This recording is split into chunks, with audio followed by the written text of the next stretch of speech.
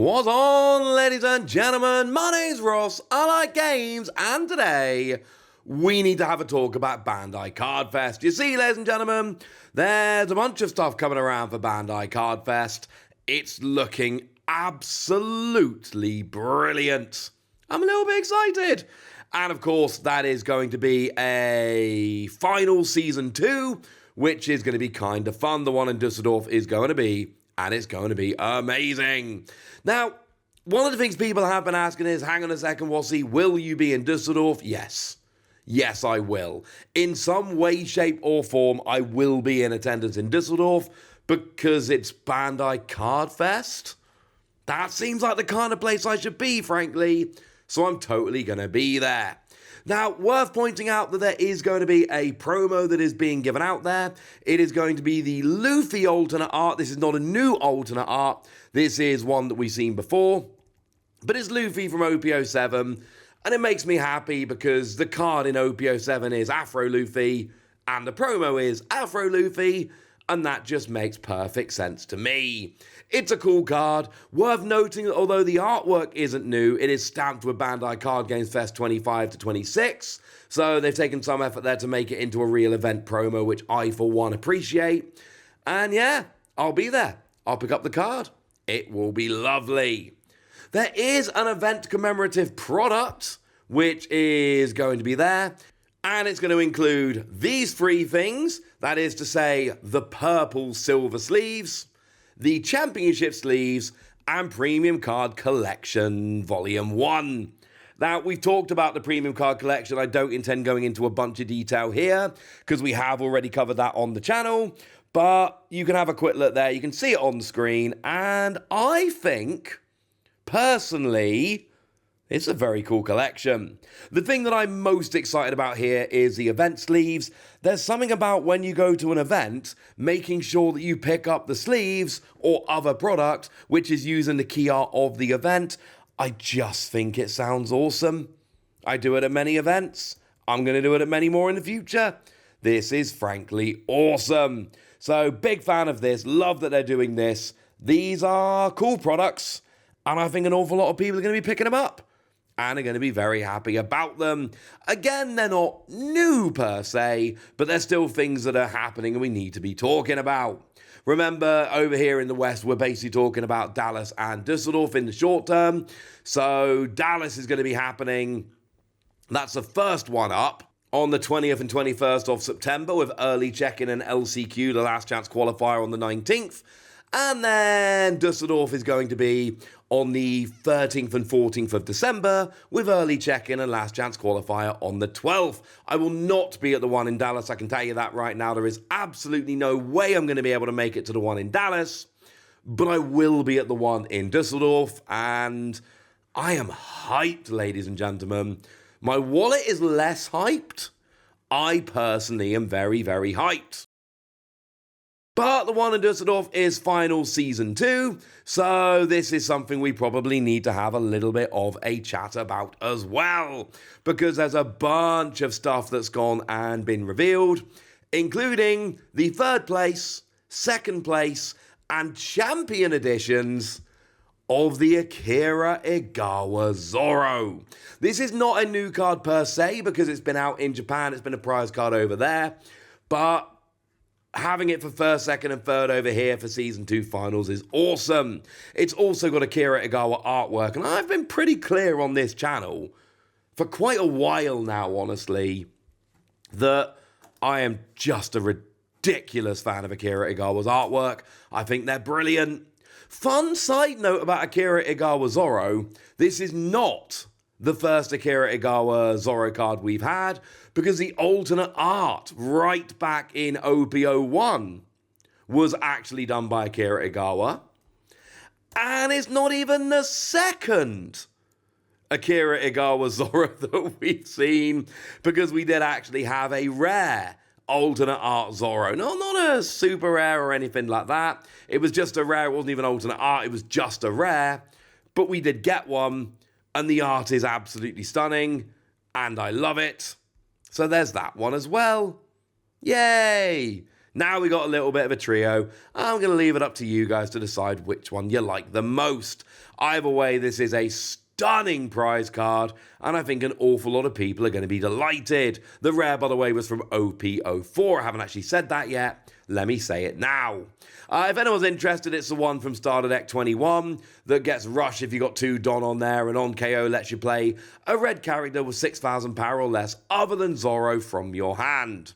Which, to be fair, is actually a really good card, which has seen a bunch of play.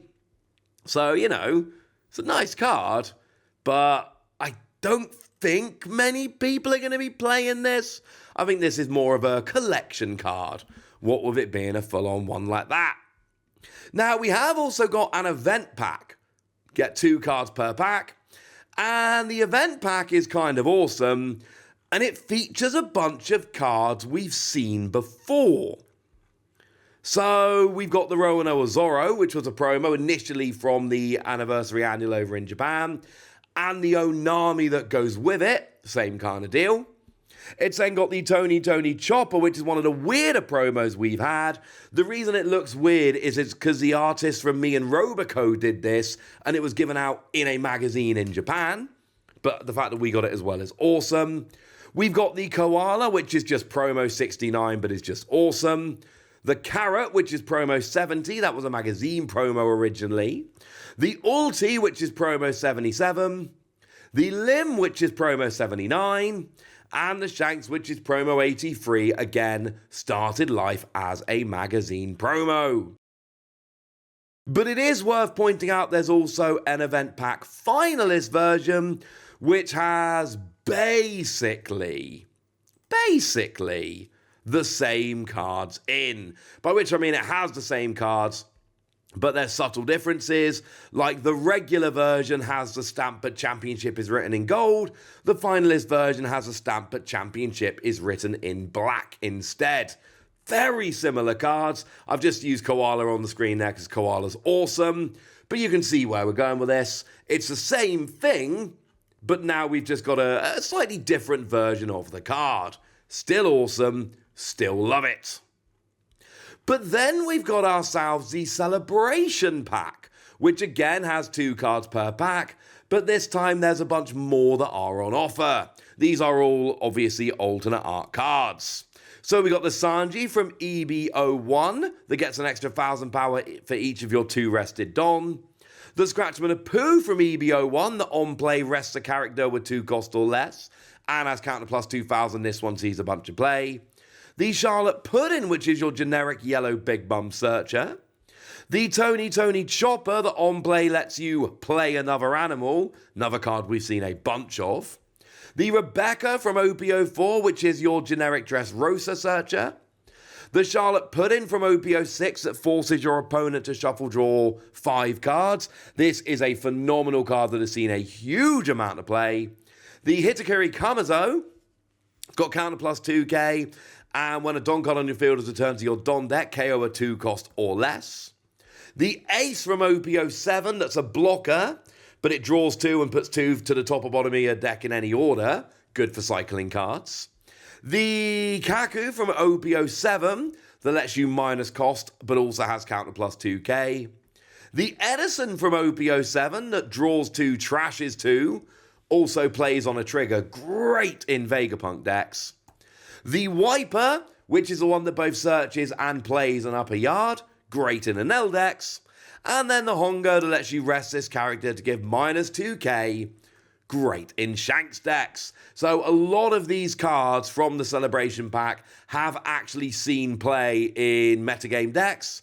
It's always nice to see playable cards coming back with alternate arts. Frankly, it makes me pretty gosh darned happy.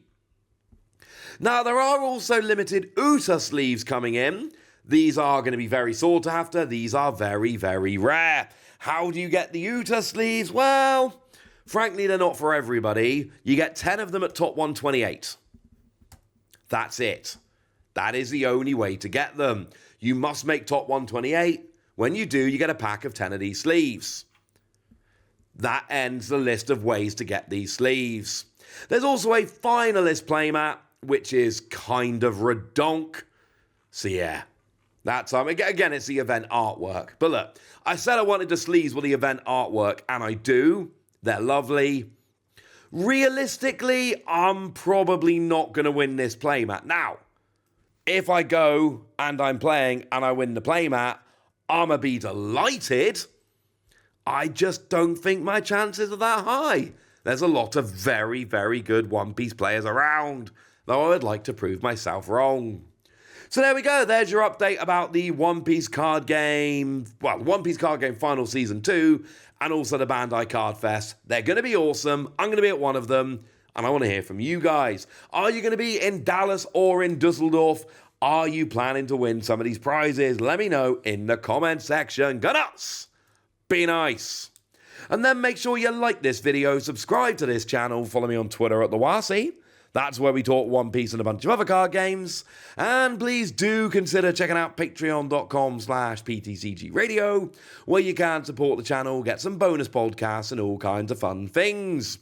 But by far the most important thing, as always, look after yourselves till next time, would ya?